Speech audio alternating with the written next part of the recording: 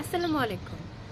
আচ্ছা, বলুন তো কখনো কি এরকম হয়েছে যে আপনার কোনো প্রিয় মানুষ বা আপনার পরিচিত কেউ কোনো একটা স্ট্রেসফুল সিচুয়েশনে সেটাকে প্রপারলি হ্যান্ডেল করতে না পেরে কোনো ধরনের অড বিহেভিয়ার করেছে? যেমন সে হয়তো ওই সিচুয়েশনটাতে একেবারে ফ্রিজ হয়ে গেছে বা হয়তো ওই সিচুয়েশনটাতে সে এমন বেশি রাগান্বিত হয়ে গিয়েছে যে সে জিনিসটা আসলে ওই সিচুয়েশনের জন্য অ্যাপ্রোপ্রিয়েট না।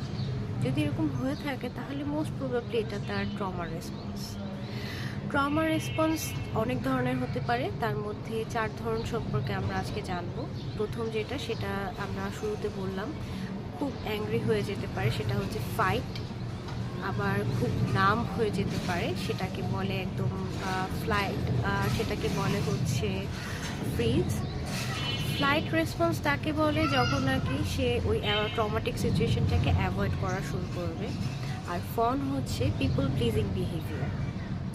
আপনার পরিচিত কারো যদি এরকম চারটা সিমটমের মধ্যে একটা থাকে, বা এরকম যদি কোনো স্ট্রেসফুল বা ট্রমাটিক এক্সপিরিয়েন্সের পর যদি তার মধ্যে এরকম বিহেভিয়ার লক্ষ্য করেন, মোস্ট প্রবাবলি তার জন্য থেরাপি নেওয়াটা খুব উপকার হতে পারে।